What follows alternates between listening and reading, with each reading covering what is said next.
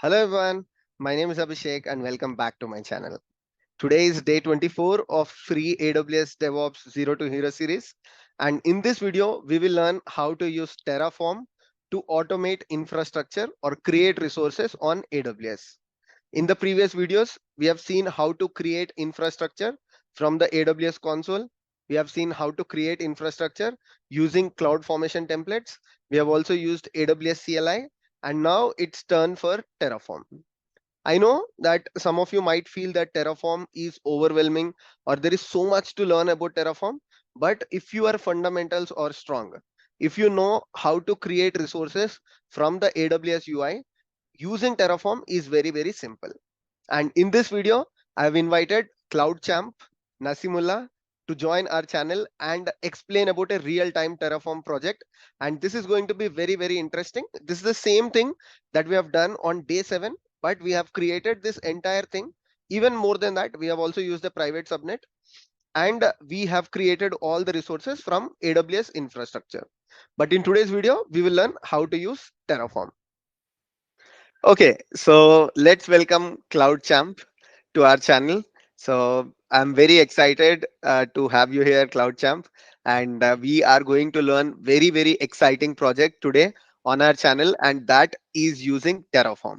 So now I'll let Cloud Champ to introduce himself. I know most of you are aware of him, but still, why don't you go ahead and just introduce to our subscribers? Sure, Abhishek. Hey everyone, my name is CloudChamp, uh, and I'm here to teach you Terraform along with Abhishek. So this is going to be a very exciting project where we will be setting up things through Terraform, which is infrastructure as code tool. And you might have learned about AWS in previous videos by Abhishek itself, which are very amazing. And I'm very thankful to be here, Abhishek. To be honest, I've seen your videos a lot, and I admire the work you do. You inspire me a lot as well. So I Thank you. hope today, whatever we do, is going to be very helpful for all your audience. Uh, Yes. and this is very important because Terraform is used everywhere. So doing this project will help them understand how to properly create stuff using Terraform.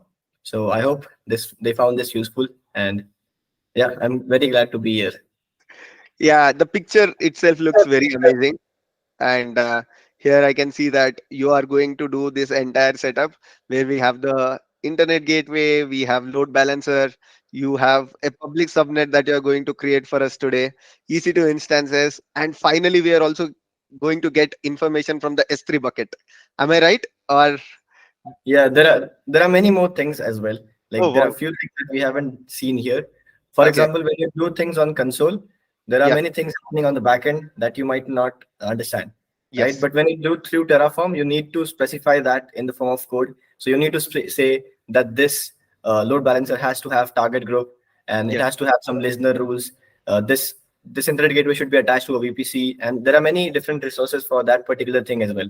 So when awesome, you want to do this through Terraform, make sure you have your concepts clear doing it through manually. yes. Yeah, so like CloudChamp has mentioned, please definitely go through the day 7 of AWS Zero to Hero course. That link is in the description where we have done this entire setup, including the private subnet, theoretically from the UI, from the console, and I have explained each and every concept very clear. So now, yeah, let's get started. And yeah, over to you, CloudChamp.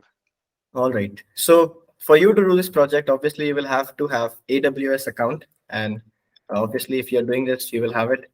Along with this, you will also need to have a Terraform installed in your machine.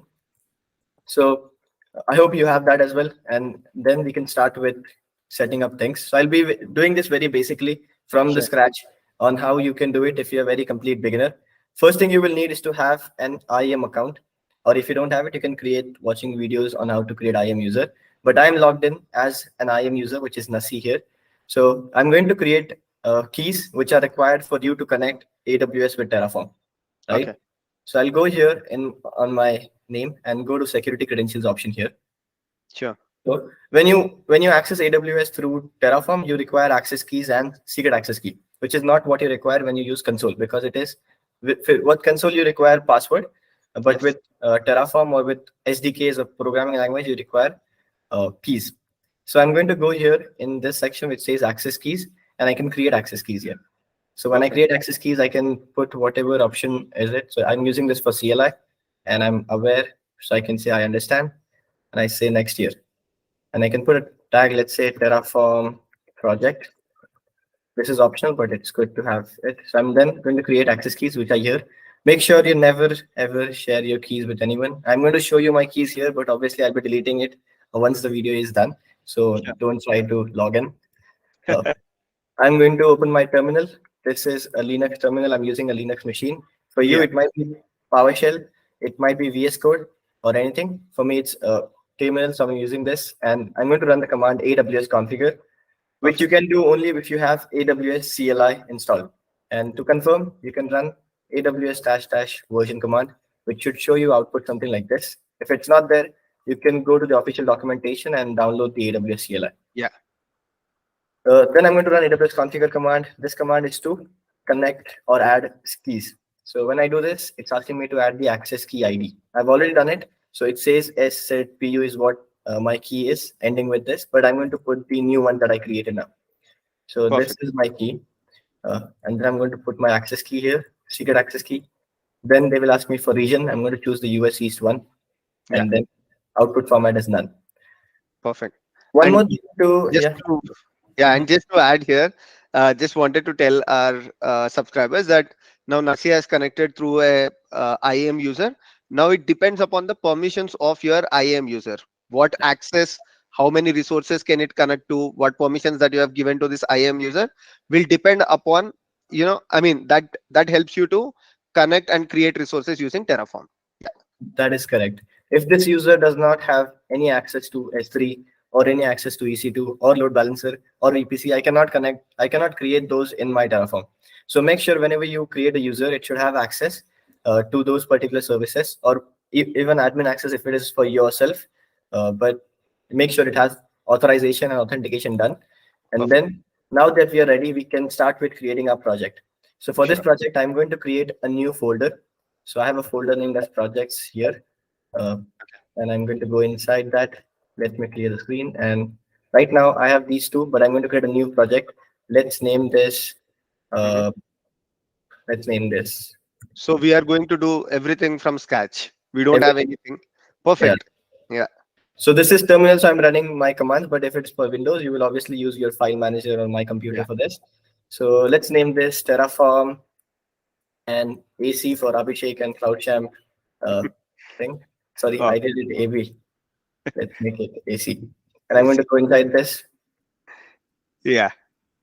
Okay, let's open this in VS Code. I can do that by just running this code dot in my terminal, or else you can just open it directly from your VS Yeah. Code. So here's my VS Code ready. And now I'm going to start with it. So going through the project, we will be using the documentation to make sure that you understand things properly. And also, if you're stuck, you can use them for your own references, right? Awesome. And I think Terraform has one of the best documentation in the DevOps space. So you can find all the things you want in Terraform. So let's start with, let me close these things. And are we going to upload this entire thing that we are going to build to GitHub so that our subscribers can try it later? Yeah, obviously, we are going to upload this on GitHub. It will be on Awesome. my GitHub or it will be on Abhishek's GitHub, anywhere. But Amazing. please make sure to do this yourself before you copy or before you use the GitHub thing for references. Yes. Yeah, that's what it is. So now, first thing, whenever we create something is to define a provider. So what do you mean by provider? Provider is something that tells what is Terraform going to run on. So if we are using Terraform with AWS, we are going to define providers as AWS. If you're using Google, we can use Google as a provider. And you can find all the different providers by just running Terraform provider command, provider in your in your browser, and you can see the list of all the different providers that Terraform has. Okay.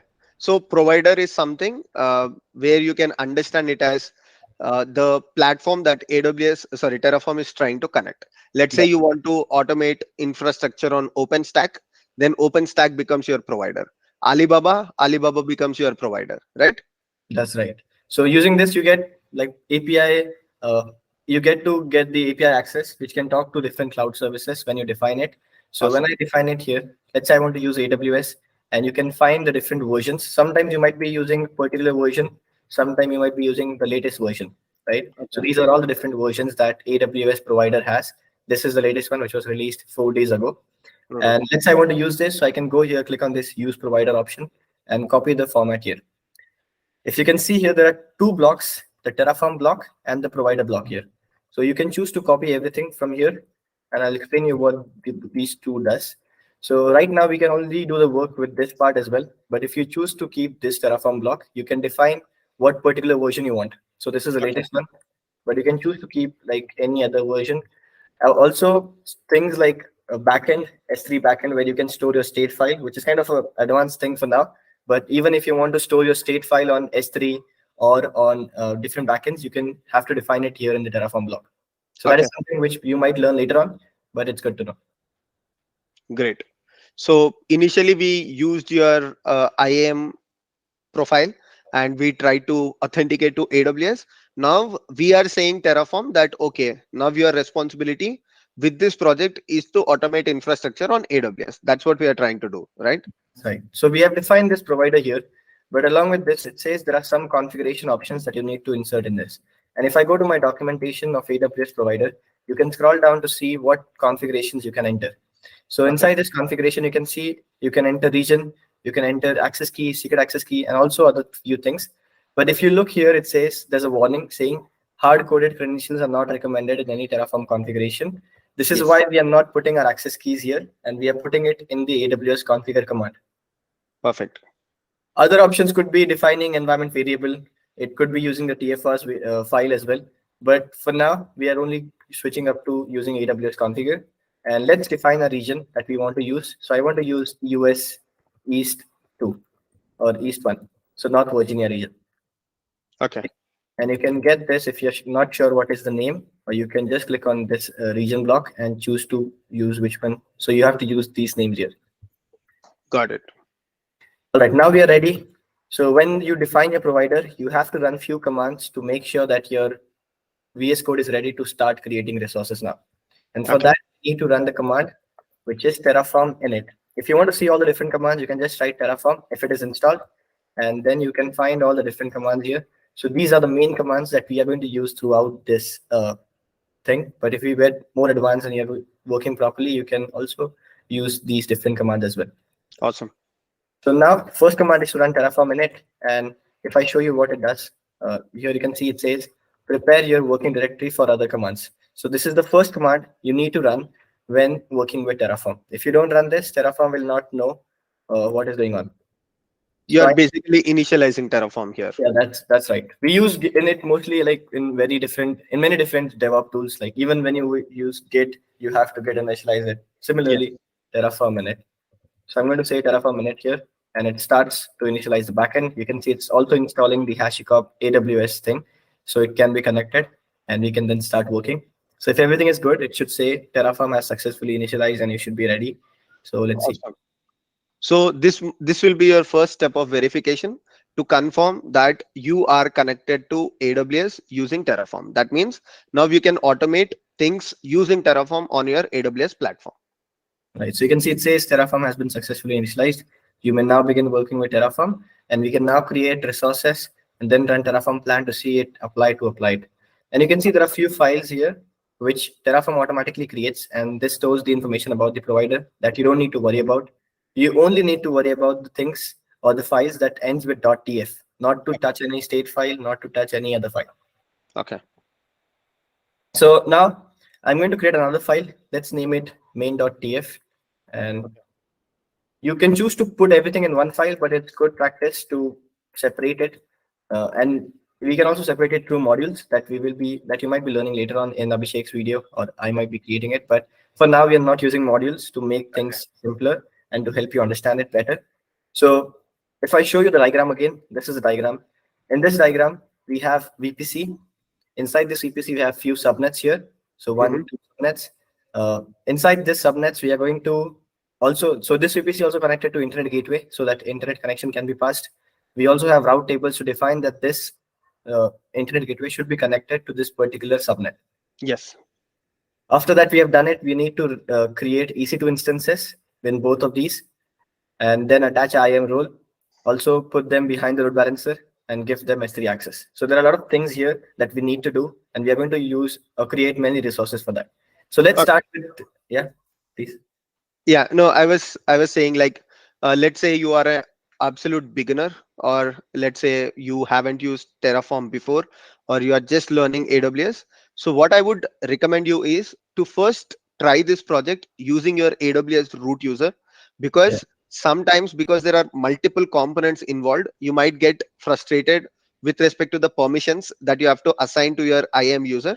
So initially you can start this project with the root user, but eventually understand that this has to be done with a IAM user only. right. Yeah, this is very also very good advice. Even when I was working with Terraform in my company, so they used to tell me that whenever you want to automate few things through Terraform, make sure you understand or you have knowledge of how it is done through the console. Only Yes. then it will be easy for you. So let's say if I'm creating VPC in my Terraform code, I need to understand how is a VPC created in console. Yep. Because when I click on create VPC here, you can see there are like this is the automated way, but let's use only VPC here. So here you can see it's asking you for name and CIDR, that is IPv4 CIDR range, right? So these are the two parameters that they want, and this is optional. So similarly, when you create VPC through Terraform, you will have to enter this option. Yes. Again, when using EC2 instances, you will have to put AMI, you will have to put security groups, key pairs, whatever you have in your code, and you need to understand what happens when you don't put it. Like for example, if I go to EC2 here and I try to create EC2 without entering the security group or without entering the key pair, the Yes. default value is to use the default option. If you don't use key pair, it will go ahead without key pair. Yes. So those are the things that you need to keep in mind. Yeah. That's why I will highly recommend you to watch day 7, where we have discussed about this entire project through the AWS console. And today we are trying to automate it using Terraform. Right. And we could have done this without creating VPC as well. Yeah. But it's always good practice to have your own custom VPC so you can have your own custom configurations for networking, right? Perfect. So we'll start with creating VPC now. In here, if I want to create a VPC, I need to define a resource. A resource is something that creates infrastructure on AWS. So as we are creating a VPC, we can go and directly use the official documentation for that. So I can just type AWS VPC. Can you increase the font a bit? Yeah, please. Okay. It will be, this is just the Yeah. part. I hope this is good, right? Or should I Yeah. A increase? little bit. A little bit would help. Perfect. Perfect. Yeah. This is the module. I don't want to use module. I need to use the Terraform VPC resource. So I'll say Terraform VPC resource, and it will give me the resource documentation somewhere. Awesome. Okay, where is the VPC? Yeah, it's going to the modules. We are trying to get the Let's go from here. We can select the subnet here, and then we can choose to go to the VPC section from here. So you can see all the different resources are present in the documentation. I can scroll down to find VPC as well. So VPC is here. So you can see inside VPC there are network ACL, security group, default VPC, all these things. As we're creating a VPC simpler, we just need to use this one. Okay. So I can simply copy this if I want to, but it's better to have it written yourself. So I'm going to write it down. So I'm creating a VPC saying AWS underscore VPC, and then I can give a name. This name is just for Terraform reference, not what you will see on your console. So to remember that. Inside this, I can add some parameters. So you can see here it is asking for CIDR block. You can add tenancy as well, or you can add names as well. For this, we are just going to say CIDR block is this, and let's define this. So should we do it on variables, or do you want me to put the values like this? Depends on how.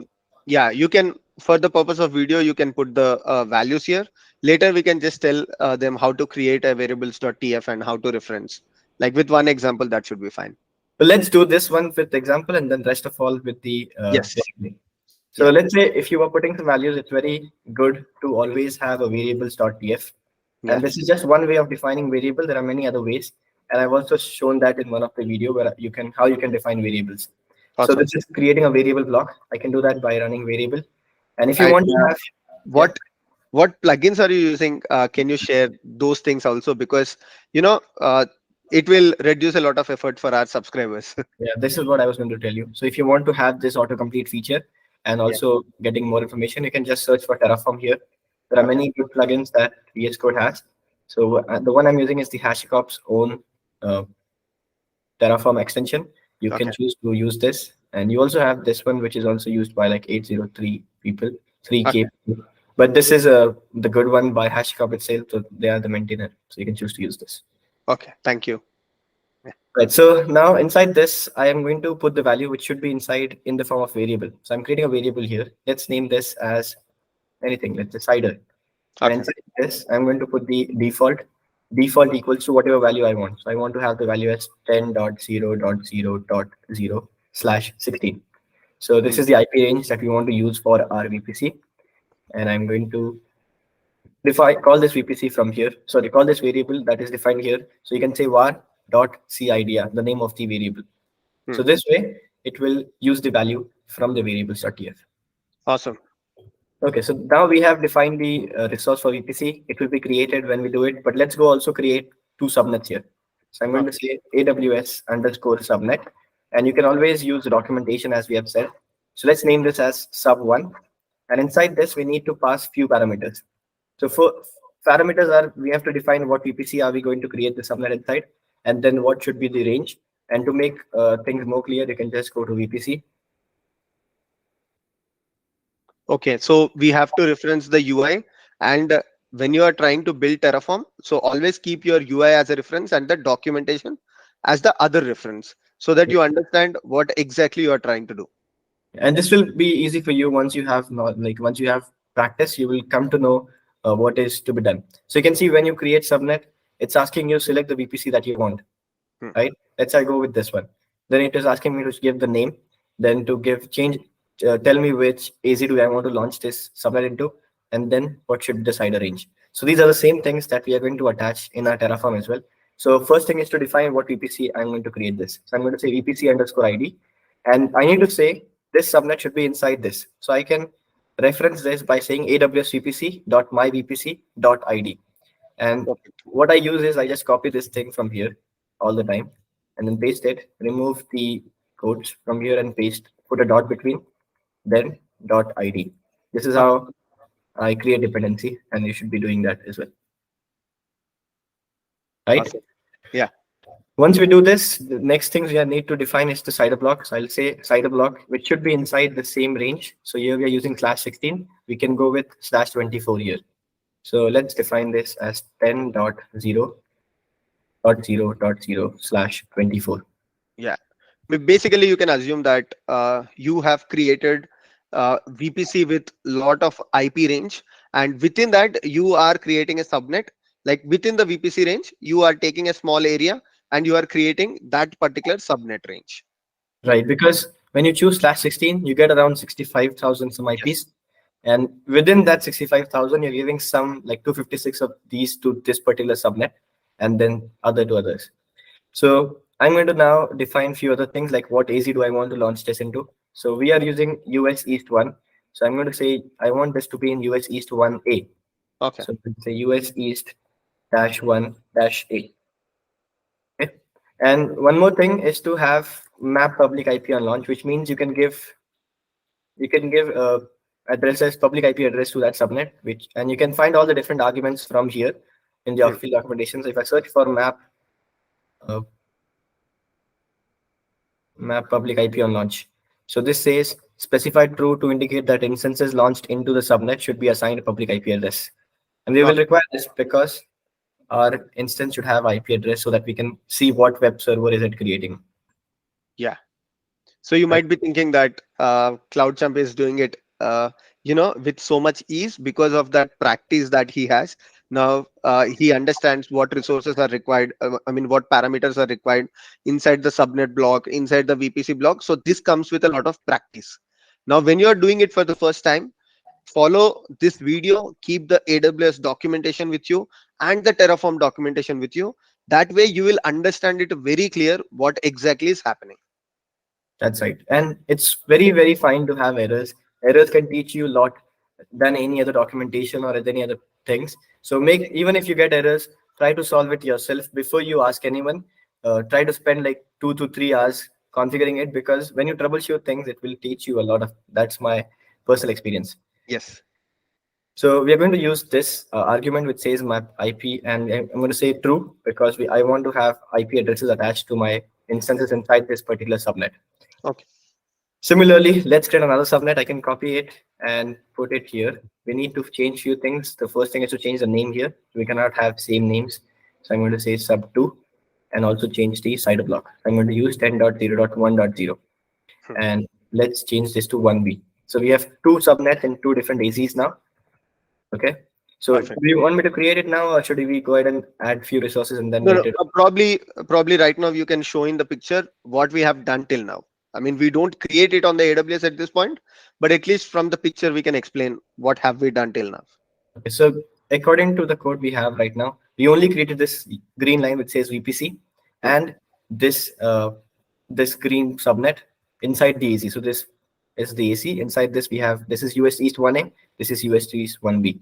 So we have Perfect. only created VPC and subnet, no resources yet, no Okay. internet gateway, no route table.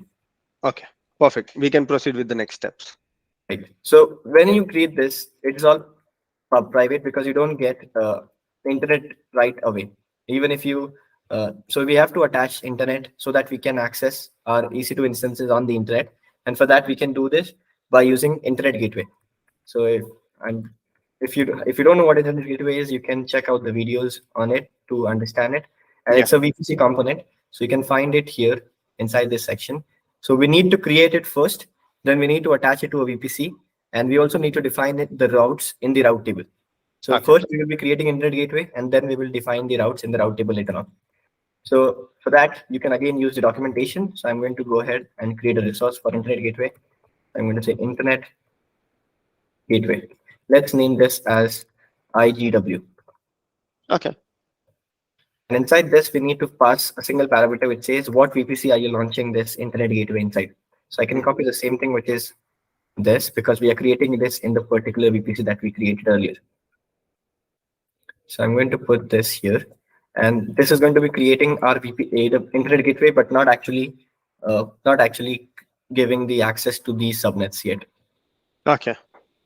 So for giving access or to you need to use route tables. So if I show you the default route tables, you might get an idea of what it actually does.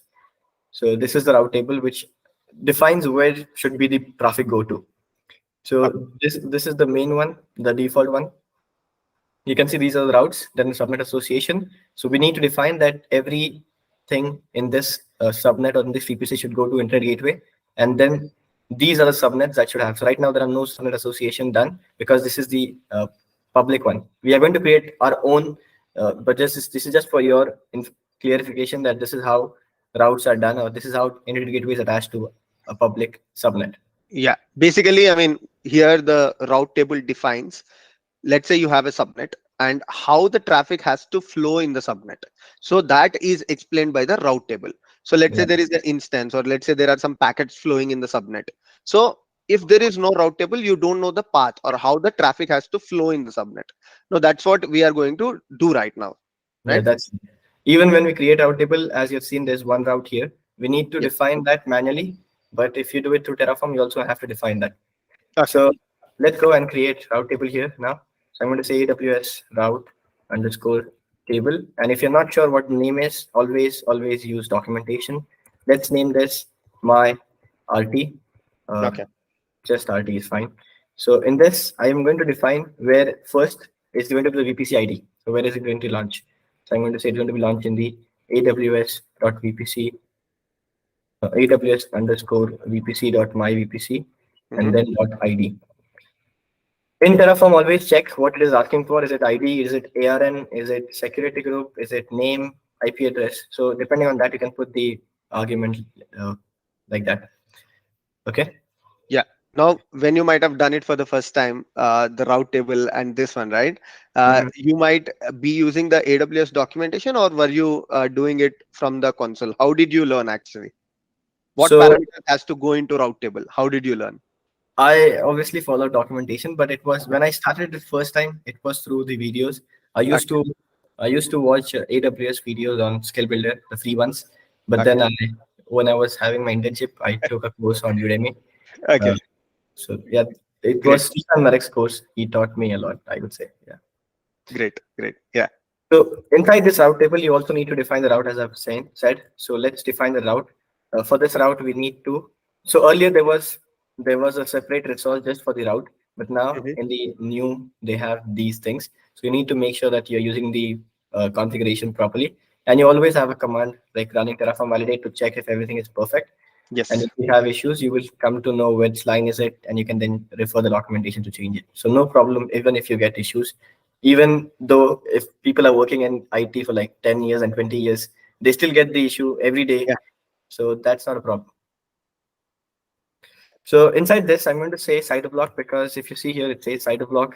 This Hmm. should connect to this. So I'm Okay. going to say 0.0.0/0, which means everything inside this VPC should connect to a particular thing, which is target here. So I'm going to say gateway. We are going to connect it through gateway, and this is internet gateway, which we Okay. created here. So I'm going to say AWS internet gateway.itw.id. Okay. So the same thing as we have done here, this is what we have done inside this routing. Got Okay. it. Got it. So you are basically attached. I mean, you are what you are trying to do in this step is there is a public subnet that we already have. Now, after this, we are going to take this route table, which has the destination as the internet gateway, and probably we are going to attach this to the public subnet, right? Right. Yeah. So next step is to attach this to these two subnets. Okay. So we can do that by using a resource which is Public Subnet Association. So you Mhm. can find them again in the VPC section. So here you will find it Subnet Association part. Okay. If I So just that's the magic, right? If you don't do it manually, you will never try to, I mean, you will never understand that this is your next step. Now, right, CloudChamp knows that his next step is to do the public subnet association because he has practiced this manually multiple times. Now, probably if you don't practice that, you would create route table, you would create that, and you will not receive the traffic because you are missing this step. So yeah, uh, right. practice. That's it. So this is the resource that we're going to use to connect our route table with the particular subnet. So Okay. sometimes the subnet is public, sometimes it is private. So you Private. need to define it to the proper things. And if you see that same thing in the console, this is how you do it. So like if you go to subnet association, you need to define and then select whatever subnet you want to attach and then save association. Okay. Similar thing we are going to do through Terraform. So I'll say resource name is now AWS underscore route table. Let's confirm the name once. Sure. Here is the name. Route underscore table underscore association. And I can call this anything. Let's call this as RTA1. Okay. And inside this, I need to define few parameters. First is to what subnet do I want to attach? Mm-hmm. And second is where is it going to be attached? So here, this is where we are going to attach it. So I'm going to say subnet ID is going to be the first subnet.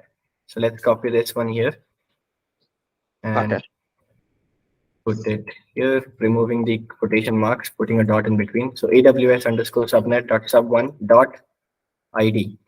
So this means this is a subnet that I want to associate with this thing. So we need to also define this by saying route table ID. So this is the route table ID. I'm going to copy the name and put it here. And also remove the quotes and put a dot ID with after it. All right. So this says now this subnet is associated to this one. So whenever it is connected, it will have public IP, a public internet connection because we Okay. have defined it out here. Similarly, we can also do that for the second subnet by copying and creating another resource here. So saying sub2, same thing, and now it's ready for subnet 2 as well. Okay. So this is kind of ready for our VPC section apart from the security group. So should we go ahead and see this Yeah. in console now? Yeah. Maybe now we can show what all the things that we have done till now and how it would look on our AWS platform. Right. So there are only two subnets, sorry, two VPC, just to make sure that I'm not having things earlier before running the commands. Yeah. So this is having a 172.172 CIDR. The one we are creating in VPC is has 10.0.0.0 command. Perfect. side.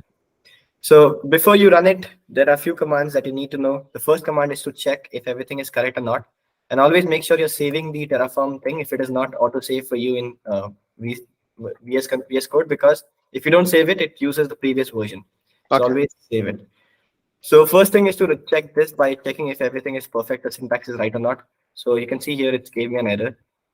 So let's see what is the error here. So it says already declared. Okay, as I said, name should not be correct. Name should not be same. So I need Yes. to change the name here because I copied it twice.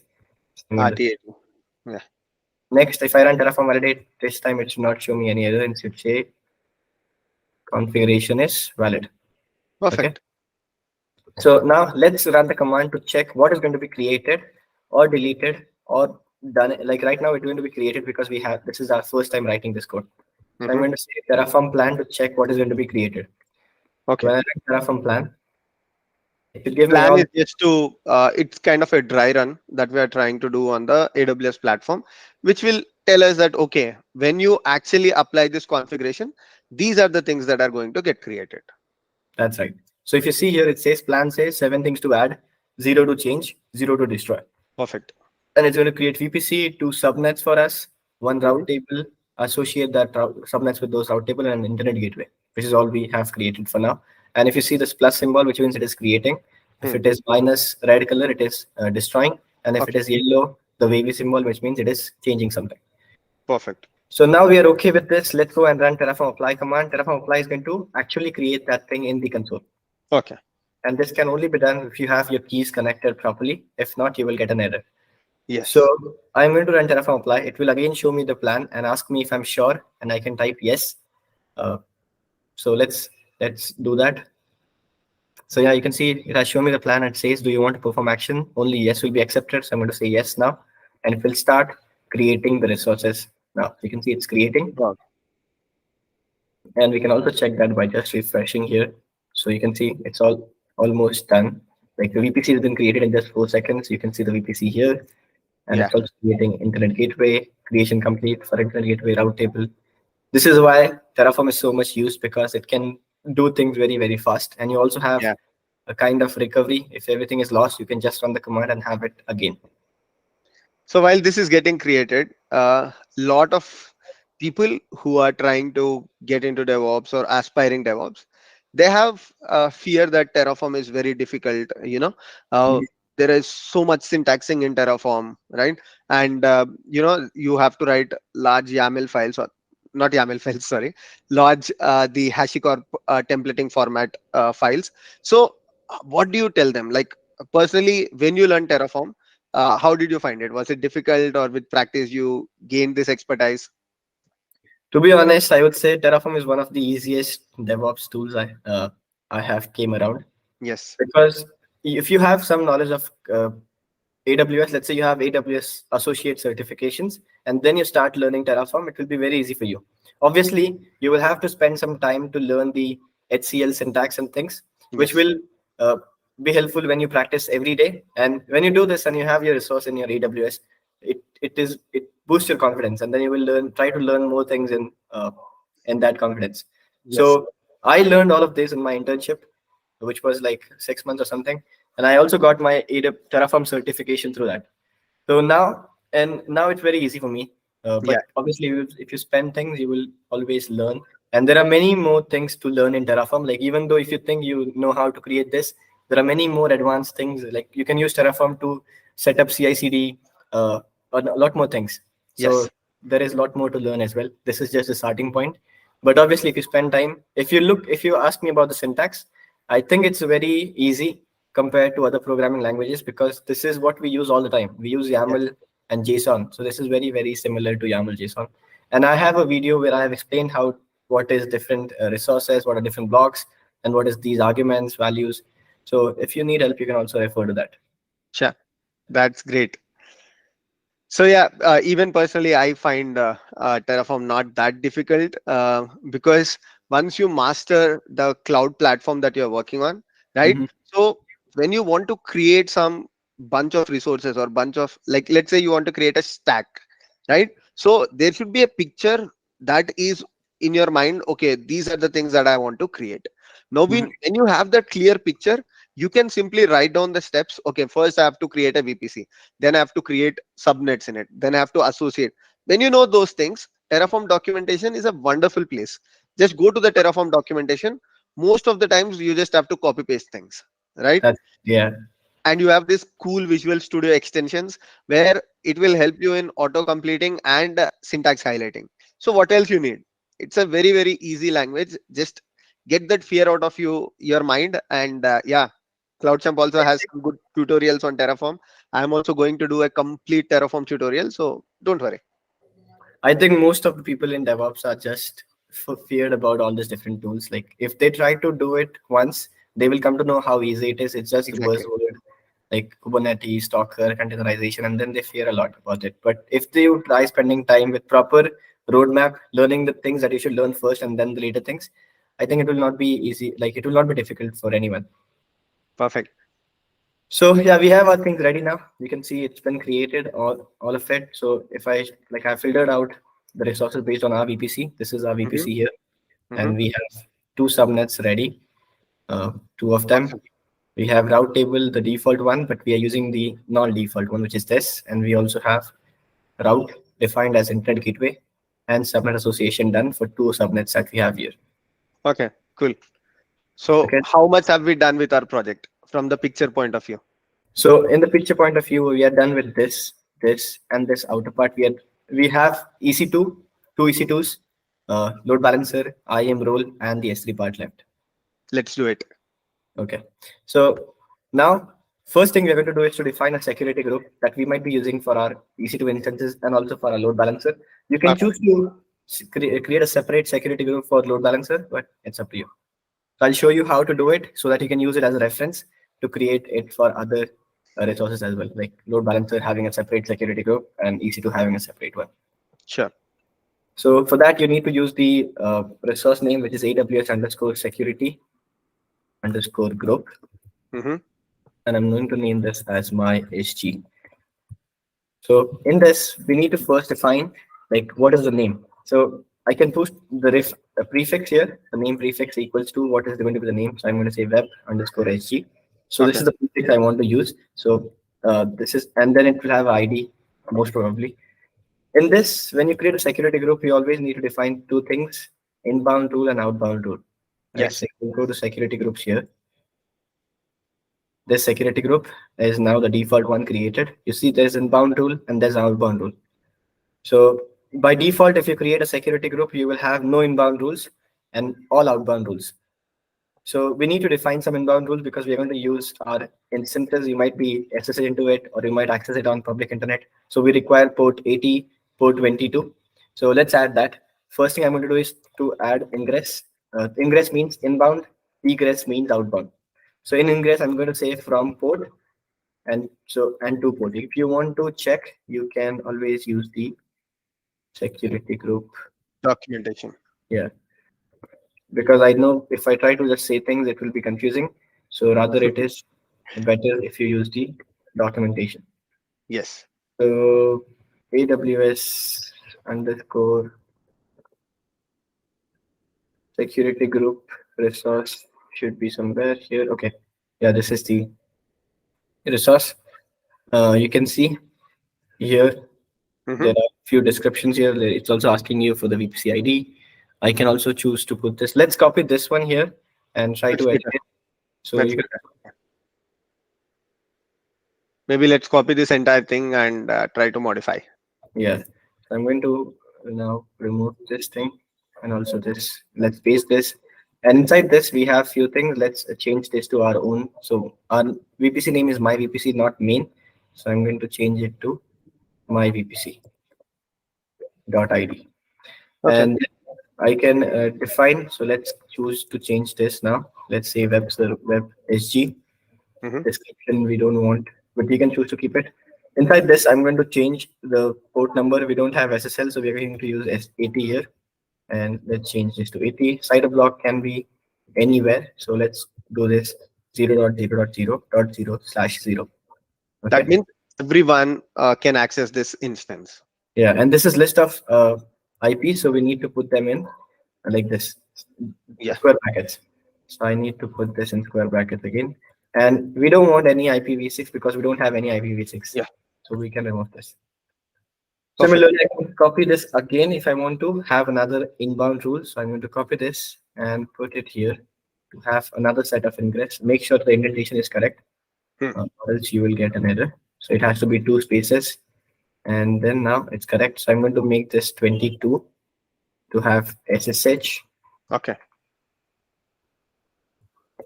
SSH, and this also 22 for TCP protocol anywhere.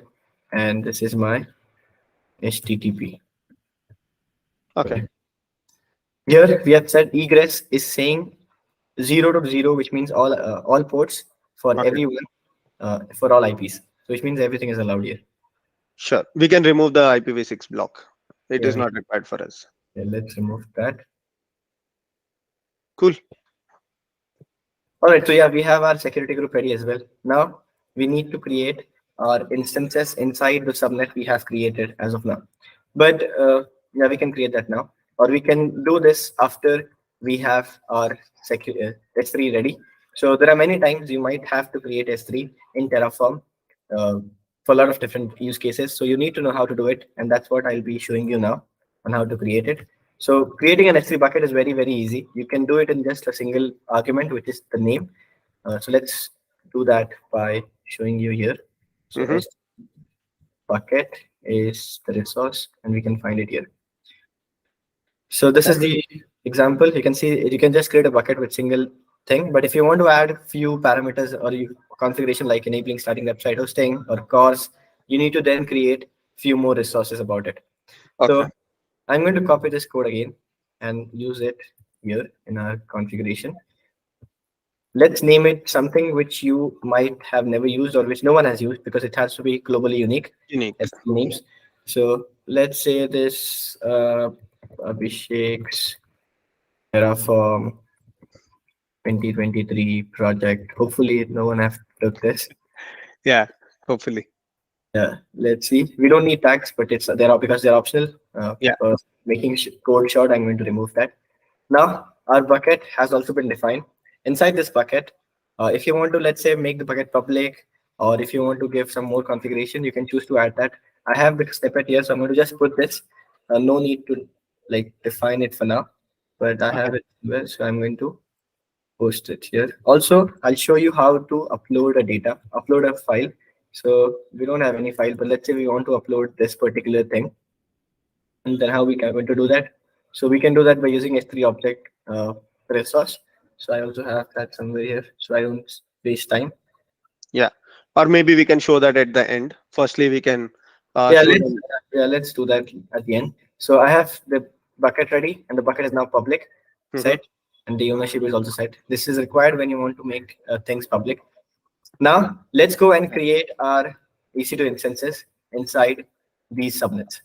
Okay. So to create some resource EC2 instance, you need to use AWS _ instance EC2 _ instance, or you can obviously refer it again. So let's go with EC2. It's better to refer things because you might not know that if they have updated things or not. Yeah, so, that makes sense. So this is the EC2 instance. Okay, this is this is a resource. It says provide an EC2 instance resource. So it's just AWS _ instance, not EC2 instance. All right.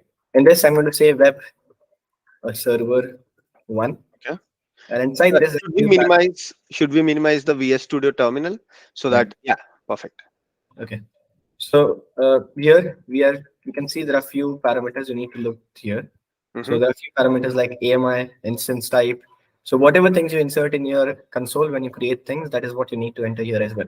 So if you want to add a key pair, if you want to add a security group, anything like that, you can put that here in the resource block. So here we have to create. Let's go with creating Linux, Amazon Linux, or maybe let's go with Ubuntu here. Yeah.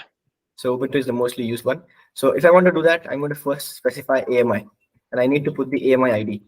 I can choose to use the data block to get the AMI directly from here, but it would be easy if you understand how it is done. So I'm going to go to EC2 console. And make sure you use your own, because AMI IDs are different for every account. Exactly. region. So you will have to use here. So I'm going to click on launch instance option here, and then I will have all the AMIs present here. So let's say I want to use Ubuntu. I need to click on Ubuntu here, and then let's say I want to go with 20 version. So I'll choose 20, and whatever version it is, I will get the AMI ID here, Okay. which I use in my Terraform configuration. So make sure you put this in double quotes because it's a string. Yeah. After this, as you have seen, there is instance type, there's key pair, there's VPC settings, there is security group, all those things that we need to enter, right? So we are going to say instance type is, sorry, Yeah. instance underscore type is going to be T2 micro because we don't want to waste any money. This has to be in free tier. For now, everything that you have seen is in free tier. You're Yeah. not going to spend any money if you have a free tier account. So there is going to be a load balancer very soon in this configuration, which will going to cost you money, but it will not cost you much if you delete it after the project is completed. So create this project, take a screenshot or share this on LinkedIn, tagging Abhishek and me, and then you can delete the resource because I don't want you to get charged because many of them are students or Yeah. so yeah. All right. So in this, I am going to then also define the security group. So I need to define the security group by saying this thing, VPC security group IDs, and it's a string in list of strings. So we created a security group here, this thing, AWS security group. Let's use this one. I'm going to change the name to save anything. Let's say WebSG. Okay. So I can now use this, copy and refer this here by saying, sorry, web is Small g. is it? It should give me, yeah, it should give me this. Okay, so Yeah. we have many things here like it's big G. Where is the small g? Let me remove that so that we don't get errors later on. Okay, this is the small g. Let's just name this web. Okay, so we are saying I want to use the security group, which is the one created now, and I want to define that. So I need to say AWS security group, the name of the security group dot ID. And this is going to be in a particular subnet. So let's put this in subnet 1 that we created. So I'm going to say subnet ID equals to AWS underscore subnet.sub1.id. Cool. Okay. I also, to make things more interesting, we can choose to put a user data so that whenever we launch this instance, it should have a sample thing on the web page on port 80 because we also have port 80 allowed in our security group. So this is how we put user data in here section. So basically, you are creating a startup script. We can assume that way, right? Yeah. Yeah. So sometimes there is a use case where you might need to install some of applications or some software, or maybe set up some things. You can do that by using a bash script and put Yeah. it here. So similarly, if you were doing it in Terraform, you can do this by first creating a file. Let's name it as user data dot sh script. Okay. Like my script ends with .sh all the time. So I have a sample one here. Let's use this. So I'm going to copy and paste it. If you see, these are the commands that are run in Ubuntu. So apt update install Apache. This is the instance ID that we want to see on our thing. It's going to have this as well. Let's comment this out because we haven't given S3 access as of now. I'm going to give S3 access later on as well, but not now. And then it will show us the sample page, which will show us that this is a Terraform project. Welcome to Abhishek's channel, and then start it. So if I want to use this here, I'm going to define a parameter saying user data. So user data can be defined in different ways. Like if you can choose to put the value directly here, but it will make your code bigger and not best practice. So we are going to use the file element. So if I show you the file element, first let's change this to, so I was doing this earlier and it was giving me error because it was not encoded or decoded. This was a thing when you choose here, now you can see user data has already been base64 encoded. So we need to encode it all the time. So I'm going to say encode this one by saying base64 encode and then choose the file. So the file is user data as sh. So user data dot sh. Awesome. So now when you start this instance, this script will run and install the software. And probably if someone tries to access this instance, they will see welcome to Abhishek Virmala's channel, right? Right. Because that's what our script is saying. So we need to use this like this. Now that it is ready, we haven't created any key pairs or anything, so we are not going to add that. Even IAM thing we are not doing for now. So I'm going to skip that for now. Let's create another resource, another instance in different AZ. Okay. And this one, let's call it as welcome to CloudChamp to make sure that whoever tries to access the load balancer, they'll see the proper load balancing, right? One is welcome to Abhishek Viramalla and other is welcome to CloudChamp. Right, so to do that, I'm going to create another script. So two scripts used in two different resources, and let's use this. So I'm going to change this to CloudChamp now, so that we can see how load balancing is done properly. You should see the different names. I'm going to save this, and in here I also need to change that this server. First, change the name to web server 2 because it cannot have same name. It can have same AMI because both of them are in same region and same account. Okay. Next, we need to change this to web sub2.id, so it's launched in different subnet, and changing the user data to .sh. Okay. Cool. So we have now VPC and all the components with a security group, with S3 bucket, and with two instances ready. So according to the project diagram that we have here, let me show you. Everything is ready except the load balancer part Load here. balancer. Also the IAM part. Yeah. Okay. So do you want me to show it to now? Like even Yeah. though Like I think we can keep that IAM and S3 bucket access later. Let's Mhm. try to access the project right now. Yeah, let's do that. Let's see if everything is coming up according to what we have defined. So make sure you save every file that you have just to make sure that it does not show you any error. So now, as you have seen that 7 things are already there. If I just run Terraform apply or plan, it will show me other than these 7 things, right? So if I do Terraform plan, okay. I ran You Terraform. added Terraform twice. Yeah. I'm going to say Terraform plan here. Oh, it says there's some issue with has not been declared. Okay, I'm using the wrong bucket name. I've copied the thing, so I'm using the wrong bucket name. Yeah. The bucket name is not this, so I need to change this to a bucket name, which is example bucket. So I need to make it example. Perfect. And let's change this to example as well. So this is how you will come to know what is the error and what you need to change when you try doing it. So now let's see what happens when I run Terraform plan. This code is from the previous project that I created. Yeah. Yeah, previous S3 project that I created. So it has portfolio bucket name in it. No worries. Okay, let's use this, and I think we also need to change this. So bucket ownership has example 1 here. Let's put this here. Public access block has example 1. I think we don't require this, so let's remove the depends on section. Rest all is okay. Let's run the Terraform plan now. Yeah, this is a cool part of debugging, right?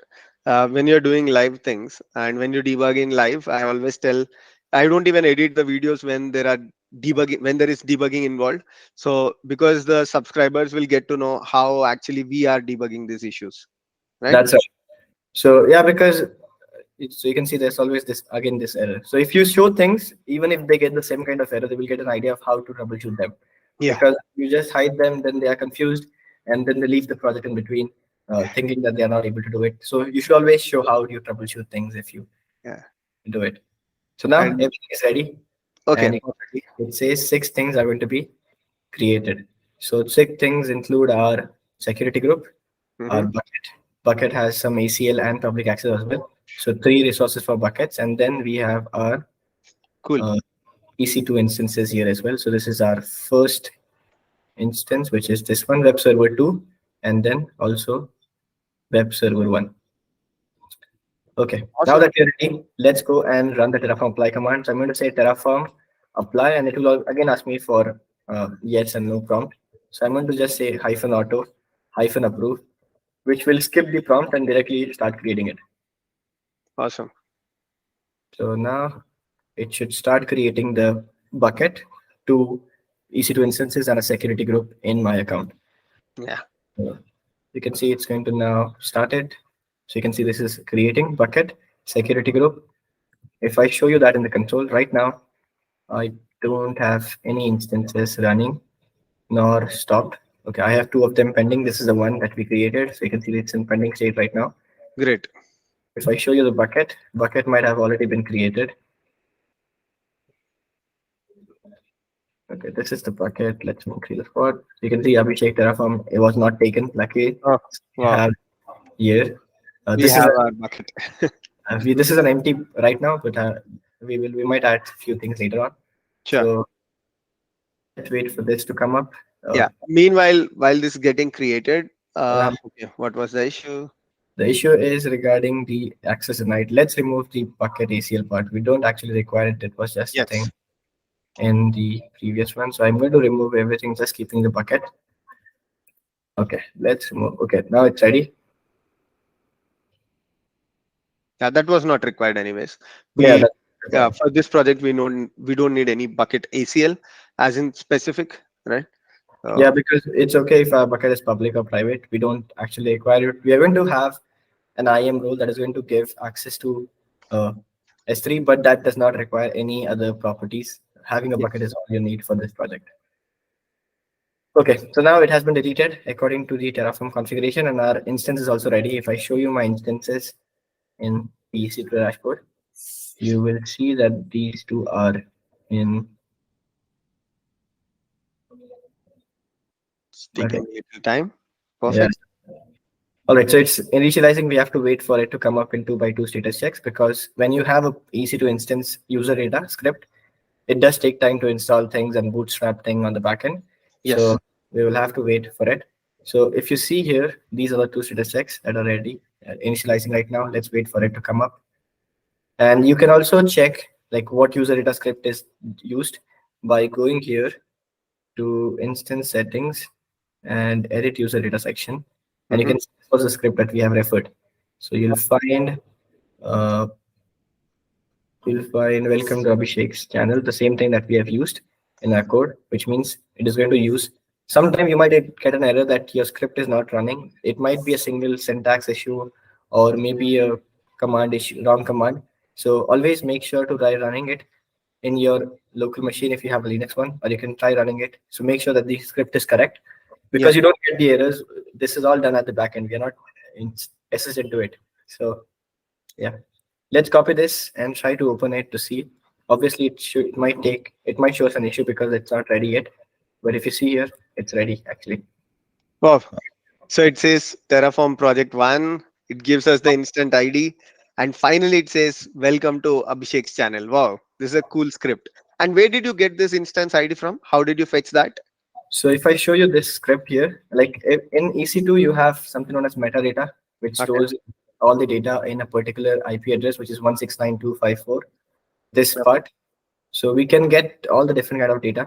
You can also use this, like if you curl this in your local SSH into your and curl this, you will get all the different data. So we got this from instance ID here using Awesome. this thing. And then So our subscribers can also use the same IP address, right? yeah, they can also use the same thing because it's all same for every EC2 instance. So you can use the same script if you want, Amazing. which will be there in the GitHub. So yeah, you can always refer this. Yeah. Let's also check if the second one is ready or not. So this is the second. MXG, welcome to Cloud Champ. Yeah, it should show it.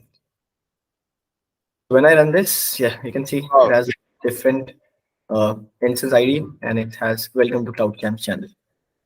Great. Now let's get the load balancer in and let's see if we can load balance this using Terraform. That's the final part that is left. Even I am, if you want to cover it, but let's start Maybe with. maybe let's try to do that in a different video because I don't Yeah. want it to be overwhelming for the viewers as well. Right? Maybe we can ask viewers to try it. Now they Yeah. have how to do it. You can try to create an IAM role and see how you can access it, how your EC2 can access S3. That could be a challenge if you do it. Make sure to share it on your LinkedIn's, on your social profiles, and to share to tag us so that we can see if you've actually done it. And Awesome. this project, I think, would be very enough for you to understand how to do it using the documentation and the Yes. CLI and the UI. So yeah, let's go and do the load balancer part, which is very, very confusing, and there is always an issue when you do it. So Yeah. I will try to make it as easy as possible. But obviously, if you are doing it, make sure you know how to create a load balancer in the console first. So you will Super. find load balancer here. And there are actually four types of load balancer. So right now, we don't have any load balancer. If I click on create load balancer, it's asking me what type of load balancer do I want. So application or network or gateway. And then I create it. Then I need to put some things here, like it is internet facing. It has this VPC. It should be in this subnets, all these things, right? So we are going to enter all of this. Along with this, we also need target group, as you see here. Also need listener and all the different things. And it might get complex, but I'll try to make very, very, very easy for you. So let me close this. How do I close this? Okay. All right, so we have our things ready. Let's go and create a load balancer. So create ALB. Okay, we are using application load balancer here, Yeah, L7. Perfect. we use layer 7 load balancer, and we are going to use the documentation again for this. So if I Yeah. just search for ALB, so you have this data sources, but you have AWS ELB. It's a data source that you're referring. Yeah, data sources things that you can use to get the like resources or parameters from the Exactly. console to your code. So in here, I'm going to use a resource. Let's name it AWS underscore LB load balancer. Earlier, it was having ALB and ELB separately, Yes. but now it has just LB here. So I'm going to say my ALB. Okay. Inside this, we need to pass few parameters. The first is going to be the name. So I'm going to say my ALB, or it can be anything. So, and next, I'm going to say if it's going to be public or private or internal. So I'm going to say internal equals to false, which means it's not internal, it's It for is every, public. yeah, Yeah. public. After this, I need to also define what is the type. So here we are defining load balancer, but the type is application, or is it network, or is it gateway? So I'm going to say type equals, sorry, load balancer type. Load balancer type equals to, in double quotes, I'll say application. So this means we are creating an application load balancer. Okay. Along with this, if you've seen in the section here, it's also asking you for a few other things like security groups and what VPCs are going to be attached in. The other parts that like target group, you have to create a separate resource for that. So in here, I'm going to say security groups. So security groups is going to be the same security group that we use. So I'm going to Instance. this one. So, but you can choose to keep, like, it's good practice to have different security groups to enable more security, like having a security group which only give access to the load balancer through EC2 Yes. instances, but we're not going to do that. So security groups, we're using the same one. And along with this, we also need to define what subnets are we going to attach or we are going to have. So inside this, if you see, there are a few subnets that we need to select, and we have two of our subnets ready. So there are two subnets, which means list of subnets. I'm going to again put this in square brackets and Yeah. define the two subnets. I'm going to say AWS subnet dot sub dot one dot ID, and also the next one following by a comma saying AWS underscore subnet dot sub two dot ID.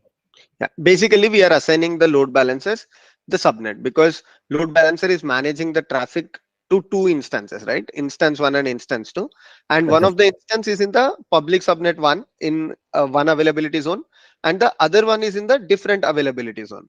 Now, load balancer should have access to both of the subnets. So that's why what CloudChamp is doing is he has taken this load balancer, trying to associate both the subnets with the load balancer, and additionally, what we will also do is we will create a target group that we are going to create. Now, with this target group, we will tell load balancer, okay, so this is your target. If someone is calling you, then send the request to this target, and target will send the request to the instances. Yeah. That's right. The next step is to create a target group. So to create a target group, you're going to say resource. And if you want to give a name to this, let's say tags, and then you can give a name by saying name okay. equals to, Yeah. let's say just web is fine. So in this, I'm now going to create a target group. So I'm going to say AWS underscore LB underscore target group. So Okay. this is going to create a target group which will hold the instances behind the load balancer, so that load balancer should know what to balance the traffic among.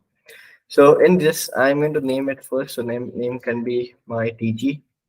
Okay. And when you create a target group, you need to define what port should be there and all that stuff. So if you go to target groups here, you have to define what instance type, but also what is the name, what is the port, what is the protocol, what VPC is it, and then create it, right? Mhm. Along with this health checks. So we will have to define the same things again. So I'm going to say port is going to be 80 because we don't have SSL, so we're going to use 80 port. And then we have a protocol, which is HTTP protocol as we have here. So I'm going to say HTTP. And in this, we also need to put the VPC ID. So you've seen we need to define what VPC is it. I'm going to say VPC ID equals to AWS underscore VPC dot myVPC dot ID. Okay. All right. This is ready. We also need to put the health checks part here, defining what should be the health check port, all of these things. So inside health check, we are not going to put everything, but still we need to define what part should it check, because this is the actual use case of target group. If the health targets are not ready or not healthy, you should not put the traffic. So we will have to obviously define this. I will say health check should be done on this slash path, which means the home path. If you see here, our instances are also running. Where is the this one? Our instances are also running on the slash path. Slash means just this, which Yes. is back to the home. If you have any path, let's say slash video slash post, something like this, then we will have to put that path in there. But we are doing it just on our home path. We are saying slash path is this, and then port is going to be traffic port. Traffic hyphen port. You can also choose to add things like status code. If you want to have a particular status code like 400 or 502 or something, you can also do that. Okay. All right, now that we have done this, our target group is ready, but it's all empty inside. We need to define what should be inside that target group. Right? So we are going to say resource, and we will say AWS load balancer target group attachment resource. So AWS LB underscore target group attachment, this resource. This is going to attach our instance with the target group. So Exactly. I attach one, and then inside this, we have to add two parameters, one with the ID of instance and second with the ID of the target group. So I'm going to say target group ARN is going to be the ARN of this target group that we have. So we can copy this.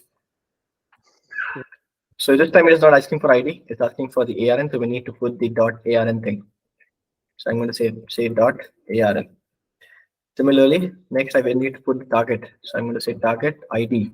And the target ID is the instance that we have. So I'm going to say AWS instance.webserver.id. And we also need to define one more thing, which is port. So port is going to be 80 because that's what it is going to run on. Yeah. And we just associated one instance, right? Like, so how do you want to attack? Like, okay, so this is the target group. It has only one instance, but we want to manage load between two instances, right? Mhm. So do we want to attach both the, do we want to add both the instances here, or how do you So want to we do? can have similar resource copied and created Exactly. again. But let's say you are doing this for a production environment, and you don't have to do it like this. Then you can use count.index, or you can use for each or map things, Exactly. where you can choose to reduce your code by having all these things at once. Yeah. So now we have two things ready, but this load balancer is not actually attached to this target group. So like we have to do that as well by defining a listener rule.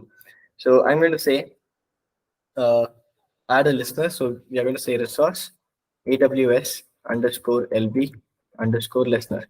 So in this, we need to define that this particular target group should be attached to our load balancer, or else even though load balancer is created and target group is created, they are not actually attached. They are not listening to each other, right? Yeah. So if you have used the application load balancer, again, in our day 7 video, if you have seen, I've explained each and everything that we are doing right now theoretically, and I've shown you using the AWS console. We have created the listener, we have created the target group, and we have seen how each of these associate with each other, right? And that's what Nasi is doing here. Yeah. That's right. So in here, we need to define what target group should be attached to what load balancer. So we need to say load balancer is going to be the one that we created. So I'm going to say AWS underscore LB dot mylb dot ARN. Okay. to define that this is the load balancer. And then we also need to define what port and protocol. So we also need to define a target, which is going to become later on. So now I'm going to say port, and then I'm going to say protocol. Protocol is HTTP. So I'm going to say HTTP. And in here, I am going to define the default action, which is forward or redirect or show a particular response. So in here, we need to define when you go to that particular target group, what is your action? Is it a forward kind of action or a redirection or Yes. a particular response or an error, something like this? So I'm going to say now uh, target group underscore ARN is Hmm. going to be the ARN of this particular target group that we have created. So I'm going to say AWS underscore LB underscore target underscore group dot the name of the group, which is dot tg dot ARN. Perfect. Okay. Along with this, you also need to define the type. As I've told you, what is the action? So action is forward. Forward the traffic whenever you come here. All right. Great. So So this I is think we need to change the attach. We used for the both target groups. I think we have used the same name, okay. Yeah, attach that's one right. and attach one. Yeah, let's try to Mhm. change that. That's right. If you use the same one, you'll get an issue. Yes. Okay. So this is actually ready. We can also choose to get the output right in our get. So let's try to get an output of the load balancer DNS name. So I'm going to Okay. say load load balancer DNS. Basically, output is used to get some information printed on your terminal. Let's say, or you want to see, for example, the load balancer is getting created through this project now. And Mhm. one thing is you can go to your AWS console, figure out what is your load balancer IP or what is your load balancer DNS. But in some organization, you might not have access to the console, right? Right. So what you can do is you can use this output. You can create this output module here, or you can also create a file called outputs .tf, and you can print all the things that you want. And once this Terraform execution is done, it will print the load balancer DNS on the terminal. So you can just use it. That's right. So when I run Terraform validate, I'm getting an error saying type of tags are not expected. Do you mean tags? So I need to remove this, or I can also Yeah, you can change remove this. this. It's okay. Yeah. So tags, when you use tags, always make sure you put a. This is very very common. I think most of us have got this that adding a equal to symbol here. Yeah. Right. So Terraform validate, and then it should be ready. It should show us that the configuration is valid. Wow. Another command to make sure your code is nice and actually formatted, you can run Terraform FMT command to have everything, and you can see all the equal to symbol are in. Formatting is perfect. Yeah. Yeah.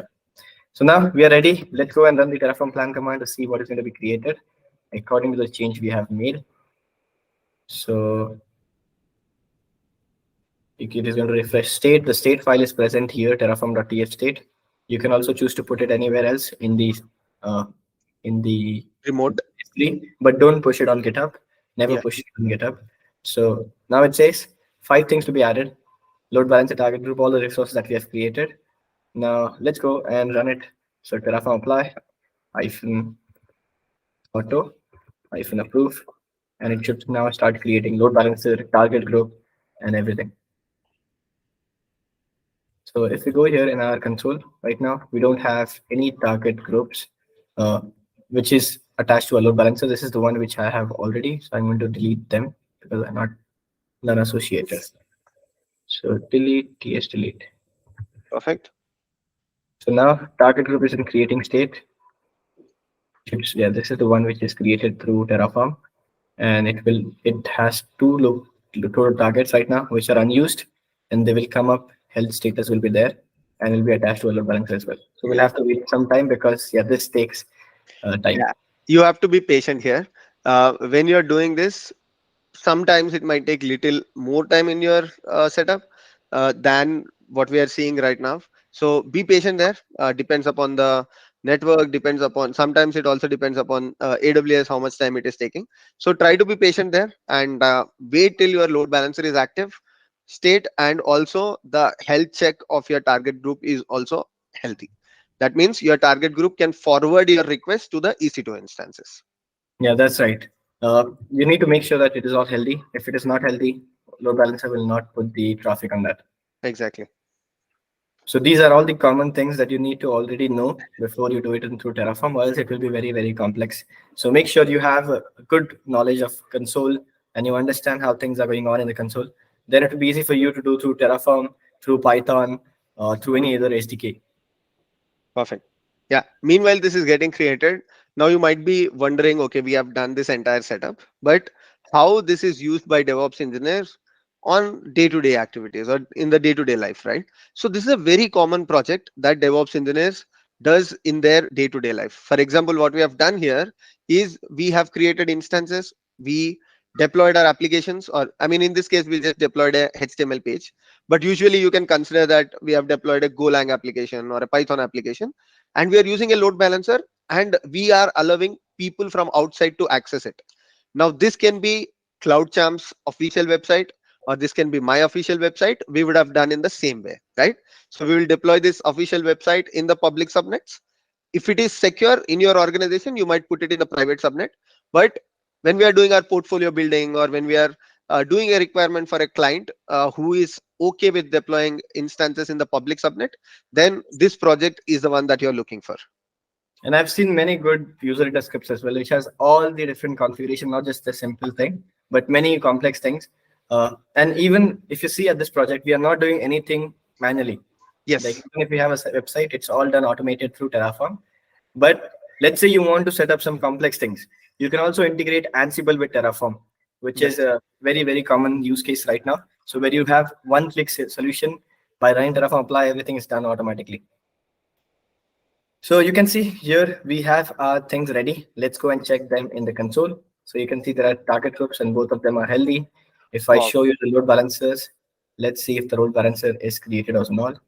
So earlier we didn't have any. Now we have my ALB. And the state is active. That is very, very important. Yeah. If it is not active, it is in provisioning state. You have to wait for some time so that it comes inactive, or else you will not get the output. So you can see this is what we added when we connected our target group with our load balancer. This is also very important stuff. If you don't have this, you might not get the response. So let's try to open this. I'm going to open my... Now the final step. Let's see if it is going to work or not. Yeah, let's see if it works. So right now it says welcome to CloudChamp. If I refresh, it should show me welcome to Abhishek as well, which means it is working properly. So we have everything set up through Terraform, which is very, very amazing, I say. If you do this manually, it will take you more time. If you want to do this 100 of time, it will take you a lot of time. So it's very good for you to do this through Terraform. Yes. And if you complete this, I am very, very sure you'll learn a lot. So yeah, make sure you do this project as soon as. We both request all the subscribers who are watching this to try to do it by yourself by looking at the video. Take some time, write down the steps, what you need to do, and try it at your end using Visual Studio Code. Now, let's say still you're finding it difficult. We will put the code in the GitHub, and I'll put the link of the description for the GitHub repository in the YouTube video, right? So you can also check that, but before that, try to do it by yourself. Yeah. By the time you are saying these things, I can go ahead and create a new repo. Awesome. So that they can also know which is it. So I'm going to say Terraform _ AWS _ project. And we could create infrastructure on AWS using Terraform. Great. And let's go this. I'm going to edit the readme.md later on, but let's push this. So now let's upload that folder, and it is available for all of you. Yeah. So this is the repo. I'm going to put the link. Like I'll give the link to Abhishek, and he's going to put that in the panel. Okay. So I'll be creating later on. I'll do it. I have to create a .ignore to not push the state file. Oh yeah. So I'll do it later. But this is the name. If you want to get the code, you can get it from here and fork it. But please try to do it on your own before you use this as a reference, so that you make sure you're understanding things properly. So yeah. Awesome. So if you're following this, do not do two things. One is, if you try to put this entire code in your GitHub as well, do not push the state file. And the second thing is, once you're done with it, definitely try to delete the load balancer and all the resources that we have created. You can also use Terraform destroy command to delete everything. Just show you that. Because if you do it manually, you might miss a thing or Yes. two. So if you want to delete everything, you just need to run Terraform destroy and hyphen auto prompt if you want to, or if you want to check what is going to be destroyed, you can just run it. But I'm going to use hyphen auto hyphen proof, and this will start destroying everything with that is defined here.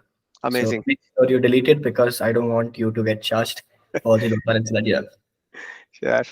So thank you so much, CloudChamp, for being here and walking us through all these steps very, very patiently. And I loved this session. It was a lot of fun.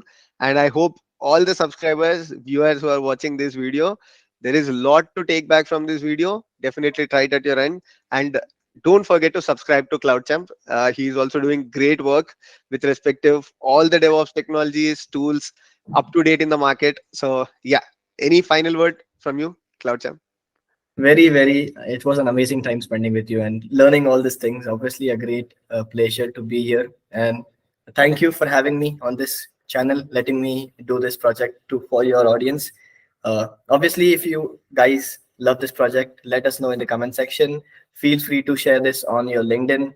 Do tag us so we can repost it, we can comment on it, so that we all get to know that this project is actually helping you or not. Yes. And this is very nice project. Most of these things you might be asked in your interviews. You might also do it uh, in your job, because this is kind of a bootstrap that we use for mainly all the different projects that we do.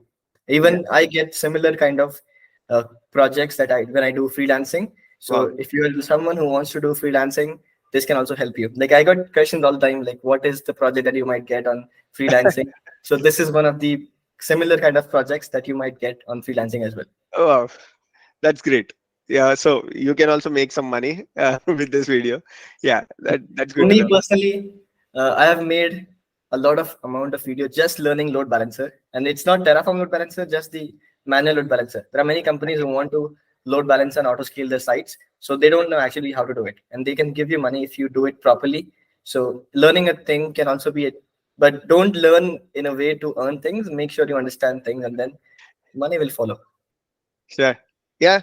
So thank you so much. Do let us know in the comment section any feedback that you have with respect to this video. See you all in the next one with more exciting content. Take care, everyone. Bye. Bye.